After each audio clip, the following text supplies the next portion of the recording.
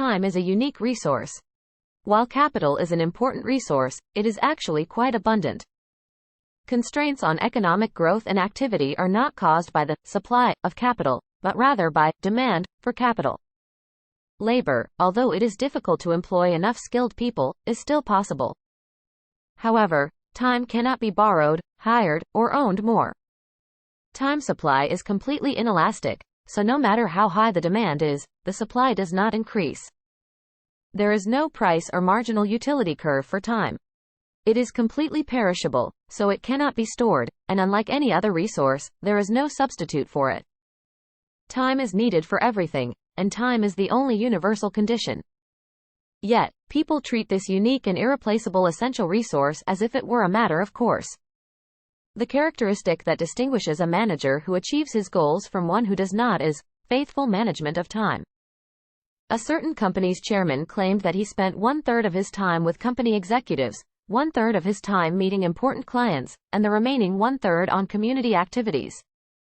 However, after recording his time usage for 6 weeks, it turned out that he hardly spent any time on these 3 activities. These 3 activities were just something he had made up in his mind that he must do with his time. It was something that made him feel unconsciously that he was actually spending time on those things. According to actual records, the CEO spent most of his time pushing and urging. He would call the factory and pester them about how an order from a personally known customer was being processed. Anyway, the order was being processed properly, and sometimes it was even delayed due to his interference. At first, he did not believe it, but after recording his time for 2 or 3 times more, he finally accepted that he should believe his records rather than his memory. Business leaders and knowledge workers who achieve their goals always do 3 things. First, they record their time. Second, they manage their time. And third, they integrate their time. Time recording should not depend on memory and should be recorded immediately after actually working during that time. The results should be reviewed regularly every month, and the time operation table should be analyzed to modify the schedule. Above all, it is important to accumulate time and secure sufficient available time, which is a continuous discretionary time without interruption. For example, it takes 5 to 6 hours to create a report draft without being disturbed. Investing 15 minutes twice a day or 7 hours every 3 weeks is meaningless. You need to be able to concentrate for a considerable amount of time without interruption to achieve your goals as a knowledge worker. They calculate how much actual discretionary time they have and then secure an appropriate, continuous time. Hello, everyone. I've been reviewing newly published books in the field of innovative technology, but this time, I'm going to introduce a classic that was revised in 2020 instead of a new book.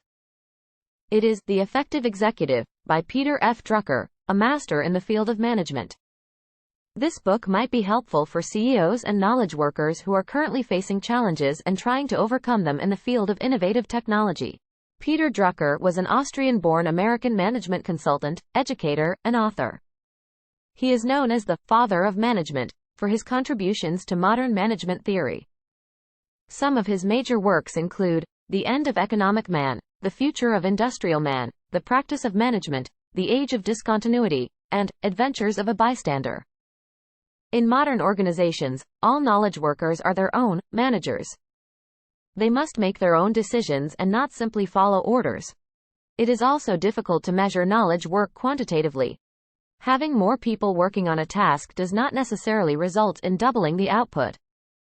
In fact, having too many people involved in a task can lead to overwhelming problems caused by their interactions. This can be a risk for the company, as important changes in the market may be overlooked, which could lead to the company's downfall. The author first defines a manager or executive as a knowledge worker, manager, or individual professional who uses their position or knowledge to make decisions that have a significant impact on the overall performance and results of the organization in the course of performing daily business activities. Both top executives and new employees must achieve their goals. Compared to knowledge workers who are not part of an organization, knowledge workers within an organization face 4 realities that they cannot control. These realities are deeply rooted within the organization and within the framework of daily business, leaving executives with no choice but to compromise with the inevitable realities.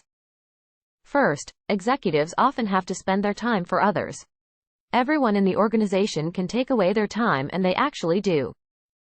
It is common for them to waste their time on tasks that are not helpful in achieving their goals. Second, if executives do not actively take action to change the reality they are living and working in, they will be chased by their daily business. They are constantly robbed of all their time by the overflowing operational tasks, and such daily business does not provide any clues to actual problems, let alone problems to be considered as such. The third reality that makes executives unable to achieve their goals is that they work within the organization. Knowledge workers can only function as knowledge workers when others utilize what they have contributed. Generally, the person who knowledge workers or executives consider most important in achieving their goals is not their immediate subordinates, but rather external parties such as outsiders, customers, or people in other fields. The fourth reality is similar to the third, in that executives only focus on the internal organization. Whether it's a company, a research institute, a government agency, a university, or the military, all executives perceive the inside of their organization as the closest and most direct reality. They usually see the outside world only through thick, distorted lenses, and generally do not know directly what is happening outside. However, unfortunately, all products are revealed outside the organization. Customers, consumers, citizens, patients, etc. practically influence decision-making and create results. Despite the circumstances, what stands out most in the eyes of executives is the internal organization. The external environment that can be considered the true reality cannot be effectively controlled from within the organization. Therefore, if executives or knowledge workers do not make a special effort to directly access the external reality, they will increasingly focus only on the internal organization. The higher the position, the more they will focus on internal problems and challenges, rather than events happening outside the organization.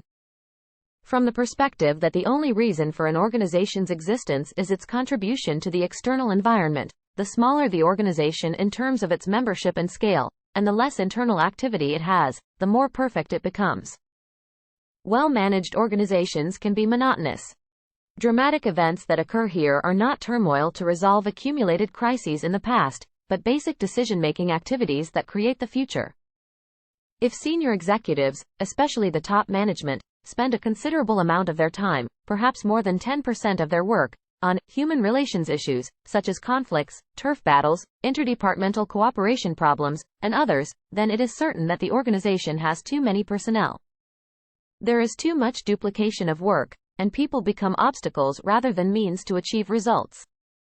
The common denominator among all high-performing individuals is their ability to execute and achieve their goals, regardless of whether they work in a company, a government agency, a hospital as an administrator, or even as a university dean.